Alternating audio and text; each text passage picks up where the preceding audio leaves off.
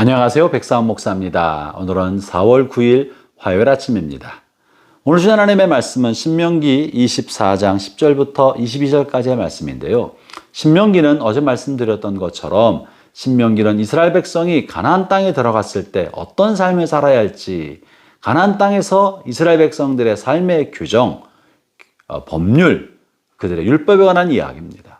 이것이 율법이라고 해서 우리가 이 신명기의 내용의 가르침을 도외시하거나 안 지켜도 된다고 생각하거나 우리와 상관없는 일이라고 생각하는 것은 큰 오해입니다. 신명기는 하나님의 백성의 법인 것입니다. 이 율법주의가 되어서 이 신명기의 말씀이나 모세오경의 말씀을 지켜야 구원받는다고 생각하는 건 율법주의가 되어서 잘못된 것이지만, 그렇다고 해서 이것이 하나님의 법임에도 불구하고 우리는 이제는 율법에서 해방되어서 안 지켜도 된다고 생각하는 것은 크게 잘못된 것입니다. 하나님의 율법은 1.1획도 잘못된 것이 없습니다. 하나님의 율법은 하나님의 백성들이 어떤 삶을 살아야 되는지 그 삶의 규범을 보여주신 것입니다. 구원받기 위한 법이 아니라 하나님의 백성된 사람들의 삶의 규범이라는 사실을 잊지 말고 늘 신명기 말씀을 가까이 하면서 우리가 어떤 삶을 살아야 할지, 하나님의 마음이 무엇인지를 헤아리고 그런 의식을 갖고 살아가게 되기를 바랍니다. 오늘 주신 말씀에서도 이스라엘 백성들이 가나안 땅에서 그 이웃과의 관계, 특별히 가난하고 궁핍한 사회적 약자와의 관계를 어떻게 가져야 할지 하나님께서 가르쳐주고 계시는데요. 10절부터 13절에는 가난한 사람들이 돈을 빌릴 때 그 사람에게 저당물을 어떻게 할지를 잘 설명해 주고 계십니다. 여기에도 가난한 사람을 돌보는 하나님 아버지의 마음이 깃들여 있습니다. 하나님은 이렇게 사회적 약자 편에 서 계신다는 사실을 알아야 되고 그들의 입장에서 우리가 배려해야 한다는 이야기를 해주고 있는데요. 오늘 함께 나누고자 하는 것은 14절과 사실은 15절의 말씀입니다. 제가 한번 읽어보죠. 본문에는 품꾼에 대하여 어떻게 해야 되는지를 말해주고 있습니다. 곤궁하고 비난한 품꾼은 너희 형제든지 내 땅 성문 안에 우거하는 객이든지 그를 학대하지 말며 그 품삯을 당일에 주고 해진 후까지 미루지 말라. 이는 그가 가난함으로 그 품삯을 간절히 바람이라. 그가 너를 여호와께 호소하지 않게 하라. 그렇지 않으면 그것이 내게 죄가 될 것입니다. 본문에는 자신의 땅이 넓어서 스스로 농사를 다 짓기 어려운 사람이 품꾼을 고용해서 그 품꾼을 통해 일을 하게 됐을 때 일을 말해주고 있습니다. 어떤 사람은 형편이 여의치 못해서 스스로 농사 짓지 못하고 혹은 경제가 삶이 어려워서 다른 사람에게 품을 팔면서 일을 하면서 돈을 버는 사람이 있습니다. 오늘날로 따지면 회사 직원이고요. 또 가게 종업원인 것입니다. 이들에게 오너가 자기가 돈을 준다고 월급을 준다고 마치 자기가 그들을 도와주고 먹고 살게 해주는 것처럼 생각하면 대단한 착각입니다. 오히려 종업원들이 또 직원들이 여러분을 위해서 일하는 사람입니다. 여러분은 그 사람들을 귀히 여겨야 합니다. 여러분을 위해 일해주는 사람들을 소중히 여겨줘야 합니다. 그들이 여러분에게 헌신하고 열심히 할 수 있도록 여러분은 그들의 삶과 생활과 생존과 삶의 여러 가지를 보살펴 주어야 합니다. 그래야 종업원들도 여러분을 위해 일할 수 있지 않겠습니까? 본문에는 특별히 이들이 가난하기 때문에 이들의 품삯을 조금이라도 미루지 마라.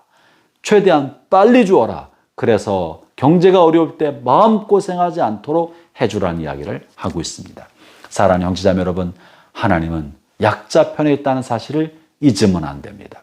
오늘 특별히 그러면서 우리가 한평생 마음에 새겨야 할 말씀을 하고 계시는데, 하나님이 약자 편에 계셔서 약자를 위한 재판관이 되신다는 사실입니다. 형제자매 여러분, 오늘날 이 사회를 구성하며 살아가는 동안에 많은 사람들이 하나님으로부터 어떤 권한을 위임받고 힘을 갖고 사는 사람들이 적지 않게 많습니다. 정치적인 권력도 그렇고요. 경제 안에서도 어떤 리더의 위치, 의사결정할 수 있는 자리에 있는 사람, 힘이 있는 사람입니다. 권력을 가진 사람입니다. 또 누군가에 영향을 주어서 이끌어가는 사람, 이런 사람들도 기득권을 가지고 있는 사람들입니다. 그들이 자신들의 영향력 아래에 있는 사람에게 그들의 영향력과 힘을 함부로 쓰게 될 때 하나님께서 기득권을 가진 사람들을 향하여 심판관이 되셔서 등장할 수 있다는 이야기를 해주고 계신 것이 본문의 중요한 가르침입니다. 흔히 돈이 있거나 권력이 있거나 어떤 영향력이 있는 자리에 있는 사람들은 자신의 영향력 아래에 있는 사람들을 우습게 생각하거나 무시하거나 함부로 해도 되는 것처럼 착각하는 경우가 종종 있습니다. 여러분, 큰일 날 일입니다. 이것은 여러분에게 권한을 주신 하나님을 거역하는 일이고 하나님 앞에 죄가 된다는 사실을 본문에서 말해주고 있는 거예요. 하나님이 재판관이 되셔서 권한을 나눠준, 권한을 위임받은 사람들을 향하여 추노만 심판하신다는 사실을 명심하고 한평생 동안 힘을 가지고 있을 때 조심하고 언젠가 하나님 이것에 대해서 재판을 날이 온다는 사실을 잊지 맙시다. 여러분 자칫하면 재판대 앞에 서게 됩니다.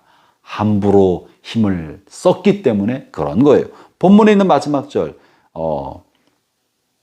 15절의 말씀을 잊지 마시기를 바랍니다. 제가 다시 한번 읽어보죠. 그 품삯을 당일에 주고 해진 후까지 미루지 마라. 이는 그가 가난함으로 그 품삯을 간절히 바랍니다. 그가 너를 여호와께 호소하지 않게 하라. 그렇지 않으면 그것이 네게 죄가 될 것이다. 누군가를 억울하게 만들면 그 사람이 하나님 앞에 호소하고 하나님 앞에 탄식하고 부르짖을 때 하나님이 그를 위해서 재판관이 되어서 함부로 하고 학대하고 못 살게 한 사람들에게 심판한다는 이야기를 해주고 있습니다. 형제자매 여러분, 오늘도 하나님을 두려워하는 마음으로 살아갑시다. 연약한 가운데 있는 분 하나님을 의지하십시오. 힘을 가지고 계신 분 두려움 갖고 사십시오. 기도하겠습니다. 하나님 아버지 감사합니다. 우리를 살리셔서 자녀 삼으시고 종 삼으시며 우리에게 먹을 것을 공급하시는 하나님 아버지, 우리가 우리의 삶의 약자를 보살피고 우리의 영향력 아래에 있는 사람들을 잘 돌보아서 하나님의 선한 뜻을 이루어가게 하여 주옵소서. 예수님 이름으로 기도합니다. 아멘.